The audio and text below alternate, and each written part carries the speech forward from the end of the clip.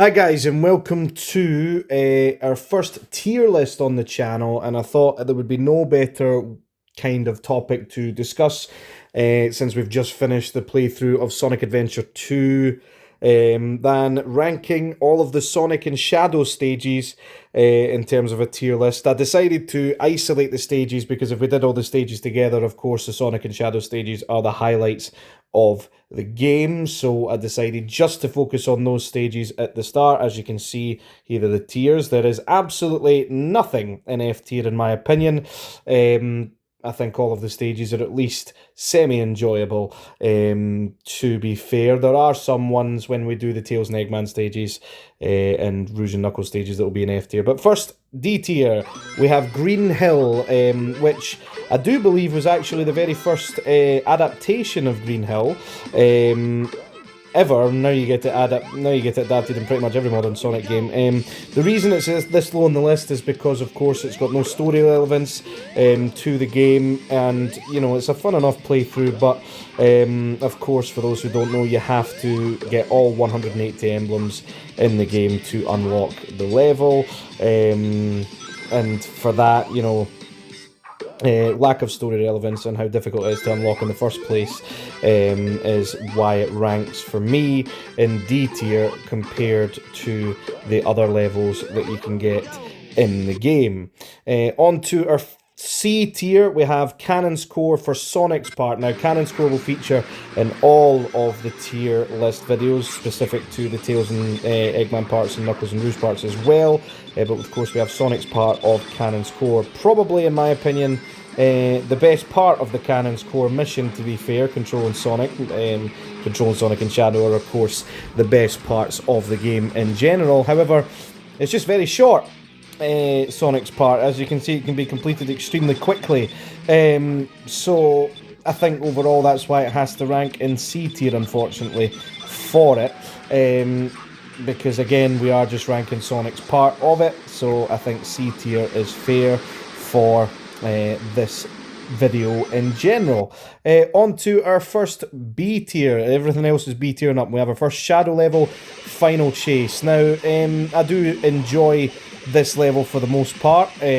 However, I do think one of its major shortcomings in general is the gravity mechanics with the big cylindrical, I don't even know what you would call them, actually. I've never, all the years playing the game, and I don't even know what you would call them, but sometimes the way that the gravity works in the game can mess you about a little bit, causing unnecessary deaths, and it can get a little bit frustrating. Of course, once you've played the level enough, you know what to expect from it, but I am trying to take into account, you know, how I felt the very first time I played it, even though that was years and years ago, how I feel when I still play it, and I do feel as though it could have been a little bit better if not for the amount of use of the gravity cylinders, I'm going to call them. Particularly there's one at the end where you got to get a jump pretty perfect as well. So Final Chase is, of course, our first Shadow level, and it's also our first level in B tier.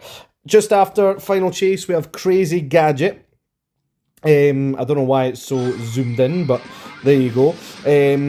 Of course, Crazy Gadget, this might be a wee bit of bias for me. When I was younger playing this game, there's one major reason why I've ranked Crazy Gadget in B tier. Although even with that, I do think there are other levels in Sonic Adventure 2 that are just stronger than Crazy Gadget. I've ranked it higher than Final Chase because it doesn't have any of those cylindrical gravity mechanics to have to deal with, to be fair. But the reason I have ranked it as low as B tier here, mainly, I think it probably would have ended up in B tier anyway. You're going to see the reason why I've ranked it lower. When I was a child, this part right here at the end, it was my absolute downfall.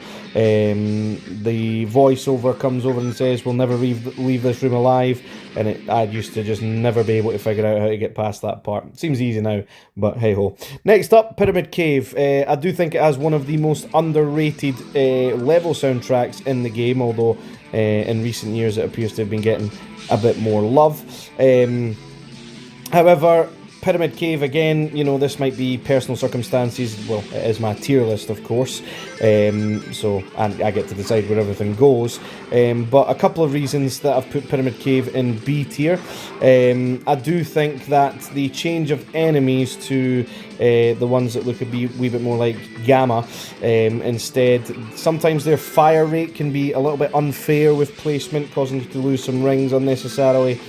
As well, not be able to build up as much enemy chains, and the main bit of unfair enemy, if you will, is of course the little ghosts that you end up getting on this level that can just grab hold of you and then cause you to get hit by another type of enemy, or actually cost you a little bit of time as well. Pyramid Cave was always the one when I was younger as well that it would take me a few different playthroughs to get that A rank.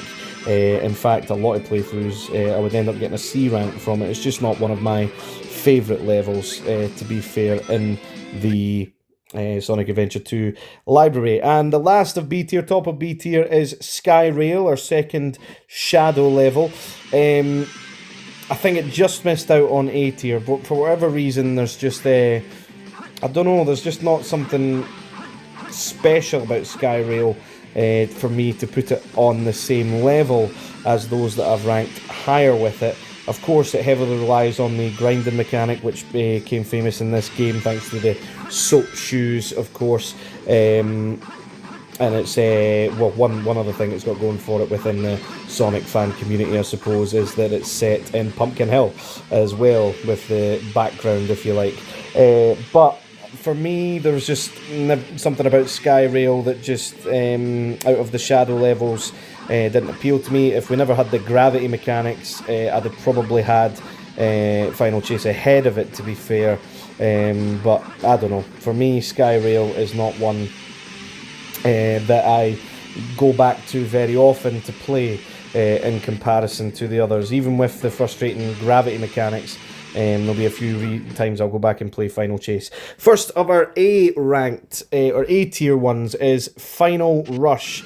I think with the lack of the gravity cylinders, it's just superior to Final Chase, personally. I also do like, when you get really good at the level, abusing, if you like, the grind rail mechanics to be able to go extremely fast and skip large portions of the level. I also just think it's also a really cool one to play on the actual battle mode for the GameCube and HD versions of the game with your friends.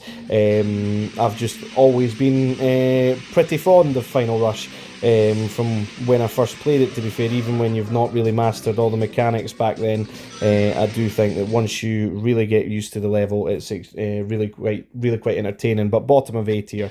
Metal Harbor up next.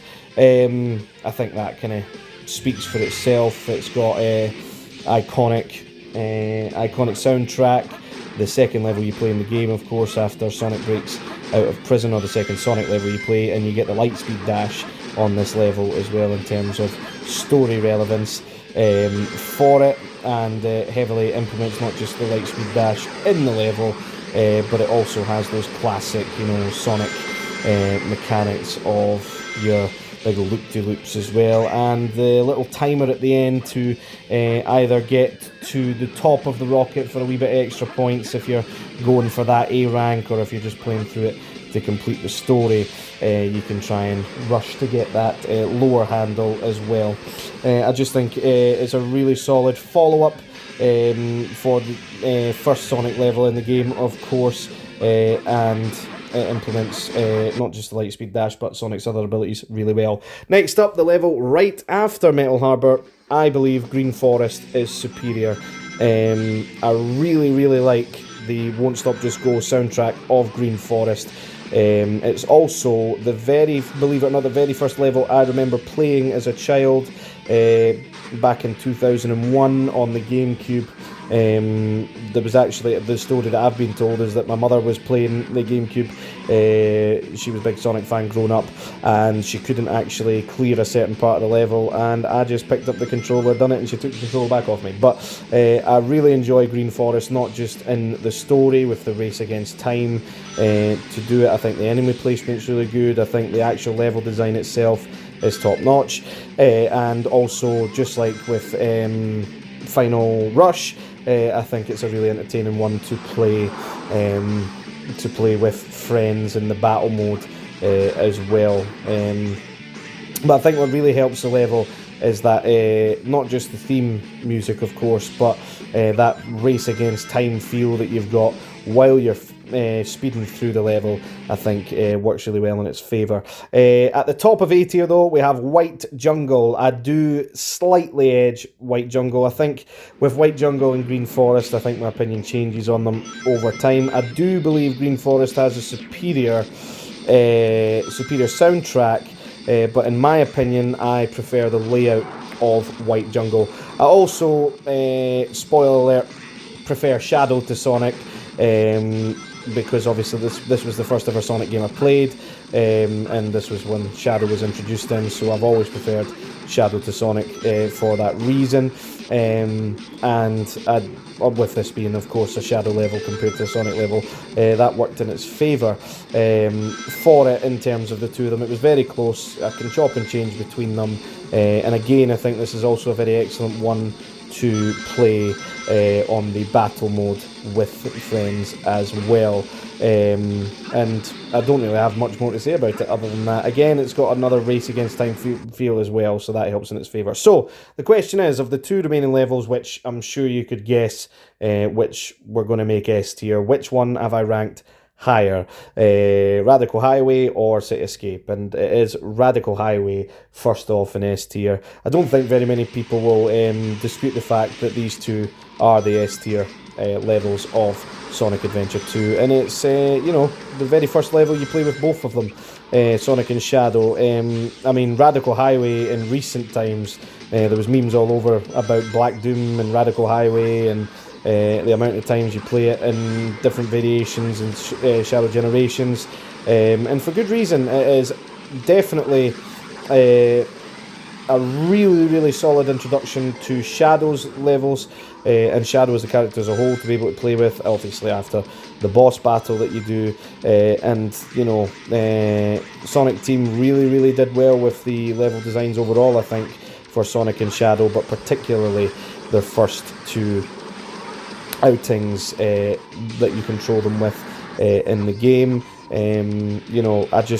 I mean, there's not much more to say that hasn't been said about Radical Highway, and of course, top of S tier, the best level in the game, City Escape for me. I mean, that baseline is absolutely iconic, and in my personal opinion, not only is this the best level in Sonic Adventure 2, which is probably not controversial in any way, it's probably the best opening, at least the best opening Sonic level ever. It's probably up for debate if it's the best Sonic level ever. It's certainly one of the most iconic, if not the most iconic, Sonic level of all time. And in my opinion, it may even be the best opening level to any video game ever. Now, I am extremely biased when it comes to that opinion because of this being my personal favourite game of all time. But, this song that goes with the absolutely incredible level design on top of it is just, it's a perfect mash with it, and all Sonic fans know this song and level inside out at this point, you would say. And I think it really helped cement how good this game was going to be, with how good the level design and song was for this for City Escape. And yeah, I'm pretty fond of it, as you can tell. So that is how the tier list stands at the end, as you can see. So Green Hill in D tier for the reasons stated, no story relevance, and it's a very difficult task to unlock it in the first place. There'll be a fair amount of people out there that have never actually played Green Hill on Sonic Adventure 2. Cannon's Core in C tier, just because of course, the length of it. Cannon's Core will feature in the Eggman and Tails Knuckles levels as well as the Knuckles and Rouge levels for their particular parts. And like I said, I wanted to break it down into these separate ones, because if we did all the levels all together, in fairness, the treasure hunting levels in particular, because of the new treasure hunting radar mechanics, would be ranking probably B tier and below. The Sonic and Shadow levels are the best levels in the game, so they would be B tier or higher minimum for it. So I wanted to do it separately to kind of put them up against fair opponents, if you liked, for it. So we've got the B tier levels, the A tier levels, and the S tier levels, of course. I don't think there is very many controversial picks there. They are, of course, in order of how I would rank them as well, with how they've been placed in each tier.